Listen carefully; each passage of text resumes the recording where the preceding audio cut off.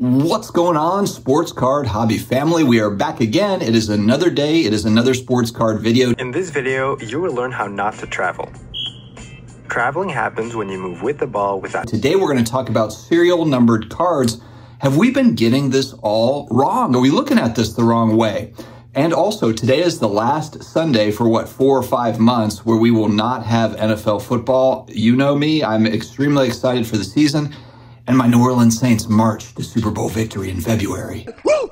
Huge shout out to today's video sponsor, Hake's Auctions. The September auction, the big September auction, is getting fired up here, so we are very excited to talk about it. Hake's Auctions has got tons of variety, whether it be sports cards or comic books, non-sports cards, all the different things, graded video games, action figures. Definitely check out Hake's Auctions. These guys have been around since 1967 and they do it right. All right, friends, so I've been pondering a lot about the concept of original supply.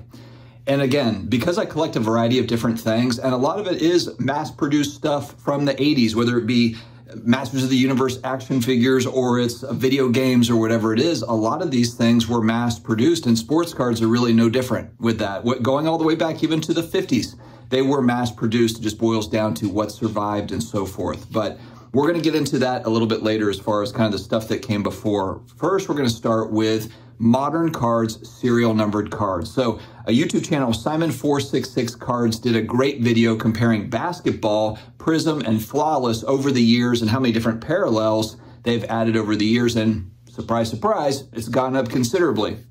So I reached out to Simon. I was like, hey, do you mind doing the same video for football cards? Because I mainly collect Tom Brady, Drew Brees, and some other guys. I've got, Alvin Kamara in there as well, some other guys. But, for the most part, it's Brady and it's Brees. But my thought was, I thought that the football would be less, compared to basketball. And actually, it turned out to be about the same, really. And that surprised me a little bit, especially 2018, because I thought 2018 had less parallels and this and that or whatever. So essentially what these numbers are is this is the total number of numbered cards for each player. There's a 300 card base set. So of course you've got the base cards.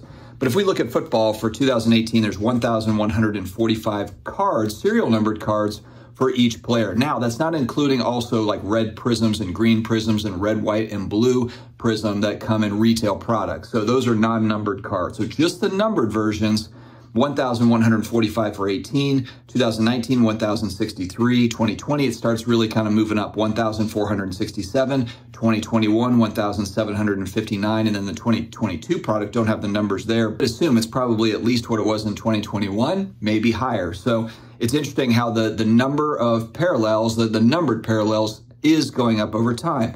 But I started to look at this a little bit differently. At first, I was like, yeah, that does seem like it's a fair amount of cards. It's a lot of cards for Prism. But then I was thinking, wait a second, though. If I look at this from the standpoint of this being the total print run, the numbered cards being the total print run for any given player, as far as values are concerned, then actually it doesn't feel like that many cards. In other words, so if we're looking at 2018, 2019, about 1,000 cards, 1,100 cards for Tom Brady total. That's how many serial numbered cards total. So that's the 270, the number to 275, the number to 25, the number to 50, all that stuff. You add it all up, there's 1,000 cards in total for 2019 Prism, let's just say. So to me, if I'm looking at that as being the print run and taking all the base stuff out of it, because we know that there's a lot of base. There's a lot of Tom Brady base cards. Maybe there's 1 million of those. Maybe there's 100,000. Maybe there's 10 million of those. But if I take that out of the equation and I'm not collecting or speculating whatever on those particular cards, and I'm just looking at the numbered cards, it's not that many cards to me. Now, for some, they might think like, oh, that's a tremendous amount of cards. So what I've done for Tom Brady, it's a little bit different because his price points, even a 2022 gold numbered out of 10. So that's a very new card, numbered out of 10. Recent sale was $5,500 OBO. I tried to find the exact price for what it sold for, but I looked at a bunch of other things, even unnumbered, and a lot of the gold out of 10, whether it be an insert or whether it be whatever it is of that new product, sells in the $4,000, $5,000, $6,000 range. So it's not out of the question for that 2022 true gold to go for $5,500. It's about the going rate for gold out of 10, which seems kind of wild, especially when I'm buying Derek Carr gold for 120 bucks. But what I've had a lot of fun doing is comparing prices between the one that's numbered out at 149 for Tom Brady compared to one that's numbered out at 25, and trying to just figure out where there could be some value there. Now, if we go outside Tom Brady, because his prices are elevated way above everybody else, for Drew Brees, for example, then I start to get more picky. For Drew Brees or an Alvin Kamara, then I'm not necessarily buying the numbered out at 275. I'm going to go for, this gold card that I got for Kamara, numbered out at 10. This was maybe a $40, $50 card, so the price difference, obviously huge. But if I look at, okay, the print run on the serial numbered stuff is at 1,100, 1,200, 1,500 cards. And if it's a question if I'm buying gold numbered out of 10 for $50 or I'm buying the numbered out of 199 for $20, well, then of course the value is in that gold out of $10. And so those are kind of interesting games I think we can play as far as the supply goes with serial numbered cards. Then of course, if you look at the charts that Simon did here comparing flawless, they've remained pretty low all the way across for serial numbered flawless for football and for basketball, talking about 40, 50, 60 different cards for one particular player. That's just not very many cards in flawless. Now, granted, it's flawless, so it's going to be more expensive, but run those numbers doesn't make sense. Now, if we go to vintage and or modern, ultra modern, non-numbered stuff, and this is not a, comparison of serial numbered versus vintage. I've got plenty of vintage cards. I love vintage cards. These are apples and oranges comparisons, so we're not saying one is better than the other. All I'm saying is whether it be a vintage card or an ultra modern card, if it's not numbered, we don't know what the original supply is. The companies don't give us supply runs. If you go back to 52 Topps, the Mickey Mantle 52 Topps is the most iconic post-war card. There's about 1,200 of those graded right now currently. And of course, the big talking point around that is, well, how many of those sunk to the bottom of the Hudson River or the Atlantic Ocean or whatever body of water is being used? But what if they uncover it? What if it was actually put in a submarine and it went down there and it's sitting at the bottom and it comes to shore one day? What happens if that whole story is bogus and it's actually in somebody's house, where they've got 10,000 more 52 Topps mantles? And that's just one example of collectibles that are not serial numbered. You could say that for anything, for Masters of the Universe action figures, for comic books, for all these things that we know were mass produced. So, be the judge. So there is, of course, the knock on too many serial numbered cards. And of course, if they take it too far, but if they take it too far, at least with serial numbered cards, you can bounce back to what are the lower numbered cards. You can buy the gold out of 10 or the numbered out of 25.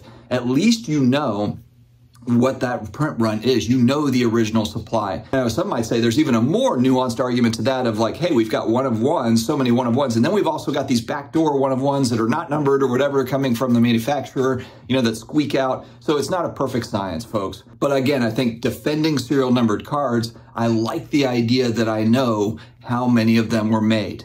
That helps. That helps as far as figuring out what is actually rare. And the irony here is whether you're a speculator investor or you're a collector. One thing I've noticed too, if you're just kind of a collector and you don't care about values, collectors care about rarity though. They do care about that. They like to have rare stuff. Ironically, typically when it's more rare, it's more expensive. So you have these kind of competing interests going on. But collectors / speculators / investors, they like rare stuff. Why are people in box breaks? Why are people diving into a box break or opening an expensive hobby box? Is it because they want a pile of base cards? Whether you're a collector, speculator, investor, you're hoping to get a low-numbered, rare card because either it's rare, you're a collector, you're like, sweet, I got a rare card, or you're a speculator investor and you're like, awesome, the more rare card is going to be more expensive. I can grade it, flip it, or whatever I'm going to do with it. But that's the whole thing, is people care about rare, regardless of however you call yourself. And I think it boils down to, we all have to make a decision on what sets do we think are going to be important moving forward if you're a long-term holder for certain cards. For me, I think Prism, Topps Chrome, I do think Flawless, even if Flawless goes away, National Treasures to a degree. Now, again, if you look at kind of the last few years of Flawless National Treasures, they've gotten away from quality with player worn or not associated with a team or a player or sport or whatever. They've gotten away from really kind of strong products going back 5, 6, 7 years. So I think there's even some nuance with Flawless and National Treasures, but it's still, I think, going to be, for me, this is my opinion, I think that the certain Panini products are going to hold up over time. Now, not all Panini products, not all Topps products, but that's something that we all have to make a decision on between player and set if we care about long-term values. I think that it's tricky, but I look and I think that there's going to be long-term nostalgia for these brands, for these cards, especially Prism. Even if Panini Prism goes away, you know, there was a 10-year block of time here where you had a lot of, you know, people of all ages that were buying Prism cards and really enjoyed that particular product. So if it goes away, I still think that 5 years, 10 years, 20 years, 30 years down the road, people are going to look back fondly on Prism. Now, they might say in those last few years, oh man, 20, 21, 22, they overprinted it. They weren't innovative in design or whatever. But as a whole, I think it's kind of similar to athletes. You know, people are like, LeBron James, he's coming to the end of his career. I don't like whatever his politics or whatever it is. But you know, when we look at him long term, people are probably going to forget all that crap, and they're just going to be like, LeBron was amazing. I think it's kind of similar with some of these brands. So it'll be interesting to kind of see how it goes. Let me know your thoughts on serial numbered cards. And again, this is not a better than vintage thing. I've got plenty of vintage myself. This is an apples and oranges comparison here. This is specifically kind of a positive twist, I think, on serial numbered cards and how we can strategize if we're holding over time. That's all I've got, friends. Stay healthy. Stay awesome, and I will talk to you again later.